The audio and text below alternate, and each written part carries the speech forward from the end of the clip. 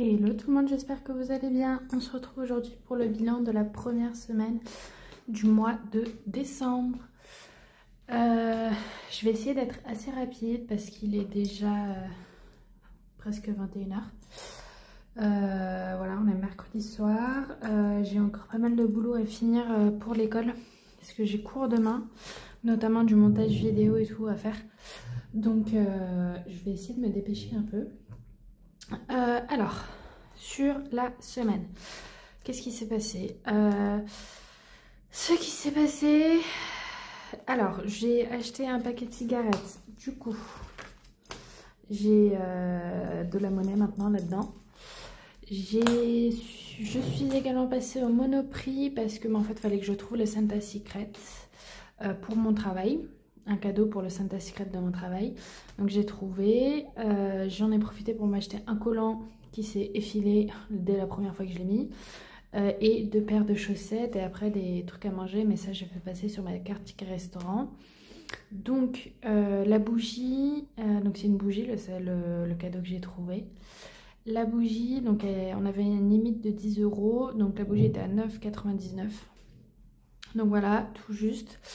Et d'ailleurs, il faut que je l'emballe vu que c'est pour demain. Voilà, donc ça s'est passé dans Noël. Donc j'ai 10 € de moins dans Noël. Et après, le reste, j'ai pris dans shopping. Voilà. Donc sur les 50, il me reste 30 €. Voilà, donc ça, c'est les dépenses que j'ai eues. Donc demain soir, donc jeudi soir, j'ai une soirée avec l'entreprise, enfin une soirée, on fait un truc avec mes collègues et mes patrons et tout. Où donc le soir après l'école, je vais au bureau pour offrir le cadeau de Santa Secret. Et après le soir, on va au restaurant et tout, boire des verres tous ensemble et tout le délire. Donc le resto est payé par l'entreprise, mais tout ce qui est verre après, bah, c'est pas payé par l'entreprise. Donc voilà. Que dire de plus? Si je m'étais lancé un challenge cette semaine de pas dépenser plus de 20 €. Donc j'avais les 40 ici et j'avais 20 € dans le porte-monnaie. Et bah du coup il me reste les 20 €. Donc je n'ai rien dépensé. Donc semaine blanche. Donc super contente. Ce qu'on va faire, c'est qu'on va laisser seulement 20 € ici et les 40 ici. Et je vais juste retirer du coup le budget de la semaine 2 que je vais mettre de côté. Donc en fait ça revient au même. Voilà. Que dire de plus? Demain j'ai un... Non, pas demain. Vendredi soir, j'ai un babysitting. Voilà. Donc je vais avoir de l'argent en plus. Mais lundi soir, je vais voir un ami. Donc je vais dépenser. Donc il y a ça. Lundi soir, et je sais que vendredi soir prochain, donc pas celui-là, celui d'après, normalement on se voit avec des amis de l'entreprise où je travaillais jusqu'en août. Donc voilà, pas mal de choses à faire. Donc ça c'est fait. Je vais marquer ici.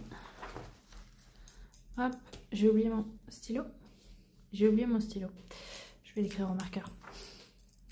Ça me fait, hop, 60 €. Alors normalement j'évite. Et si aujourd'hui je me suis aussi, j'ai commencé à faire mon budget planner que je vais faire avec vous. Je l'ai juste fait au crayon de papier pour l'instant, mais voilà, j'ai fait à peu près déjà tout ce qui va être remplissage annuel entre guillemets. Donc ça va être, enfin bref, je vous montrerai une fois que tout est fini. Je me demande d'ailleurs si je vais pas le faire avec vous, dans le sens où là du coup je fais tout au crayon de papier, mais après il va falloir que je repasse au stylo, enfin au feutre, et je vais colorier certains trucs. Donc je me demande si je le ferai pas avec vous. Je ferai une vidéo de plus. Du coup ça c'est fait. Donc j'ai mes 60 €, en sachant que il me reste plus que 2 défis à remplir avant la fin de l'année, parce que défi trimestriel il est fait, le défi saison il est fait, défi des cartes il est fait, celui-là soleil cocktail il est fait, le défi annuel est fini, et la monnaie j'en ai pas du coup. Donc là il me manque 50. Et là il me manque 70. Je ferai bien 30-30. Allez, je vais faire ça. Alors par contre, je vais reprendre 10. Et je mets 40. Hop.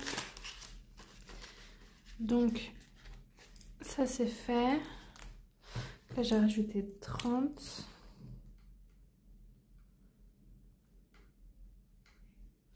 On est à 230.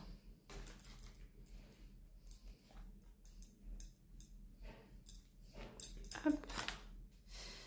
Donc là, ça va faire 10, 20, 25,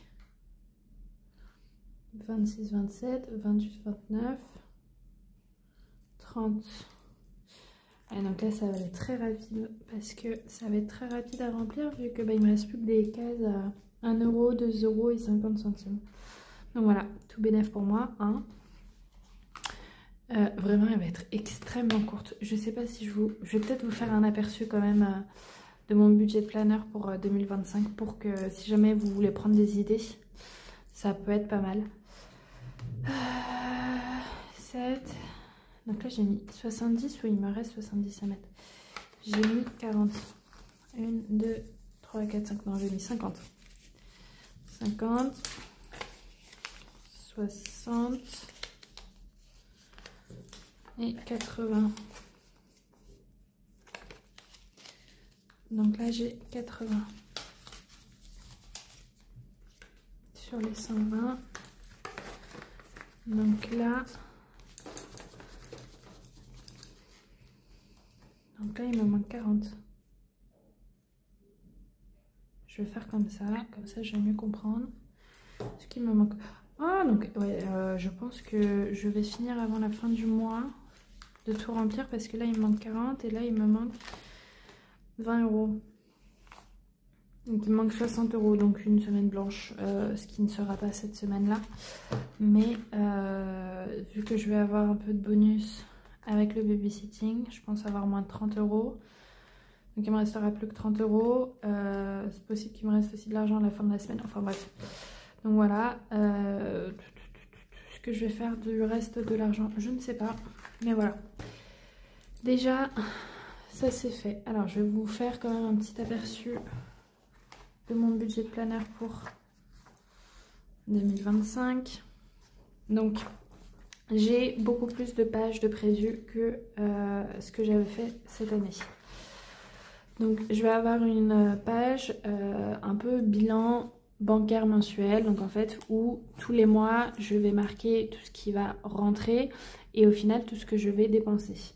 Et du coup après voir la balance, donc au final si je suis en positif ou en négatif. Ensuite ici je vais mettre tout ce qui va être mes abonnements et prélèvements mensuels, trimestriels ou annuels. Tout simplement pour savoir quand est-ce que ça tombe, donc avec les dates et les montants pour prévisionner correctement. Après, je vais avoir tout ce qui est dettes. Donc des dettes que je me dois à moi-même, donc en prenant dans des enveloppes, voilà, parce que j'avais pas prévisionné pour, ou des dettes que je dois à d'autres personnes.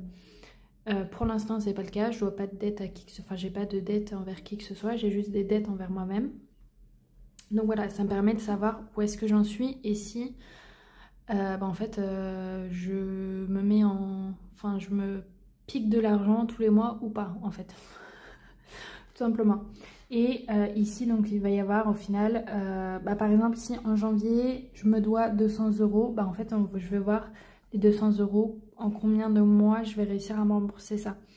Donc à chaque mois, enfin chaque fois que je me rembourse une partie de mes dettes, et je vais le marquer là pour savoir combien est-ce que j'ai remboursé et en combien de temps. Hop là. Ensuite je vais avoir alors une catégorie un peu différente mais qui reste dans la même le même truc.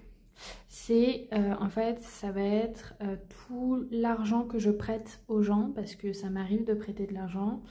J'en ai prêté à une de mes meilleures amies qui a une situation un peu compliquée vu qu'elle est étudiante. Elle vit toute seule, ses parents ne peuvent pas forcément l'aider et en fait elle a dû payer à un moment une partie de l'école de sa sœur parce que son père avait fait faux bond, enfin bref, voilà. Et du coup je lui avais prêté de l'argent, donc elle me rembourse petit à petit.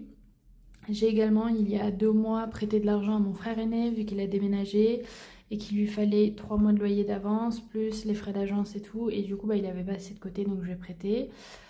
Et un autre truc, là, il y a aussi mes parents parce que bah, mon petit frère part au ski avec l'école, sauf que ma mère n'était pas là pour faire les chèques. Du coup, j'ai fait les chèques, enfin, j'ai pris mon chéquier pour faire les chèques et du coup, c'était débité sur mon compte. Donc en fait, à chaque fois que j'ai un chèque de débité, bah, je la préviens et puis elle me fait un virement. Donc voilà. Donc ça va être tout ça. Donc à chaque fois, je vais mettre bah, voilà, combien, enfin qui et combien est-ce que j'ai prêté et quand est-ce que je suis remboursée. Ensuite, je vais avoir tout ce qui est santé. Tout simplement pour être sûre de bien avoir été remboursée partout parce que des fois, il y a des bugs et en fait, ça... Enfin, il y a un truc qui passe pas et du coup je suis pas remboursée. Donc en fait il faut que je relance. Et en plus de ça, le remboursement arrive sur le compte bancaire de ma mère vu que je suis sur sa mutuelle pour éviter d'en cumuler 2, enfin de moi d'en payer une de mon côté alors que je suis déjà sur la sienne. Donc voilà, surtout qu'elle rembourse déjà pas mal du tout. Donc il y a ça. Ensuite on va avoir, voilà, donc là pareil, santé, c'est bah, par exemple... Là, je suis allée chez l'ostéo. Je sais que ça va mettre un moment avant d'être remboursée. Bah, pour éviter de l'oublier, tous les mois, si j'ai pas encore été remboursée, et bah, je le mettrai ici. Et si par exemple j'ai 3 rendez-vous qui n'ont pas été remboursés, bah, je mettrai le total des 3 rendez-vous pour lesquels je n'ai pas été remboursée. Ensuite, je vais avoir les économies mensuelles. Donc je vais marquer à chaque fois les économies que je mets en début de mois de côté, les économies que je fais avec le budget, si j'ai du bonus, donc tout ce qui est babysitting ou autre, et du coup bah, le total de toutes les sommes. Donc je fais ça pour chaque mois. Après ça, on va avoir le bilan des économies par chaque catégorie. Donc je vais avoir le bilan des économies pour le court terme, donc anniversaire, beauté, coiffeur, shopping, week-end. Avec ici à chaque fois le total, parce que là du coup c'est par catégorie que je vais le marquer. Et ici je marquerai le total de toutes les enveloppes. Donc j'ai fait aussi pour le moyen terme, donc... Oh, je me suis trompée. Il faut que je décale le VAC-CB en bas. Voilà, donc c'est bien de faire recréer un papier aussi. Donc là voilà, pareil, et le long terme aussi. Donc il y a ça. Après ça, bah, c'est là où j'ai pas fini. Du coup, en fait je vais... Attendez, j'ai pas fait les objectifs. Normalement j'ai une feuille pour les objectifs. Je l'ai loupé. C'est tout à fait possible. Je me disais, j'ai oublié une page où donc ça en fait c'est la première page directe après, voilà, en fait au début, donc où je liste toutes les épargnes que j'ai, toutes les catégories, enfin toutes les enveloppes, et ici je vais mettre tous les objectifs. Et donc il y a certaines enveloppes comme le livret A, le fonds d'urgence, fonds de secours ou autre, où il y a un objectif que j'aimerais bien atteindre d'ici fin 2025. Et donc pour traquer un peu tout ça, je vais faire un peu des pages comme ça où bah, ici, si j'atteins ici, j'aurai atteint les 1000 €, là les tant d'euros et tout. Et voilà, donc j'ai fait ça pour le livret A, le fonds d'urgence, fonds de secours. Me demandez pas ce que c'est comme forme, je ne sais pas. Je me suis juste amusée, j'en avais marre de faire des jarres. Donc voilà, voiture, déménagement, appartement, électroménager, santé, déménagement. Ah, j'ai mis 2 fois déménagement, ok. Donc ça faut que je le rectifie, et assurance vie. Voilà, et après du coup il me restera tout à faire pour le budget du mois. Donc à chaque fois à faire les budgets ou autres, voilà. Mais ça je sais pas si je le fais maintenant ou si je le fais au fur et à mesure des mois. On verra. Mais voilà, bah écoutez, on va s'arrêter là pour aujourd'hui. Il est déjà assez tard, je sais pas si je vous mets la vidéo en ligne ce soir ou demain matin. Ça dépend combien de temps ça met à se mettre. Mais voilà. Donc je vais vous souhaiter une très bonne fin de semaine et je vous dis à la semaine prochaine. Ciao!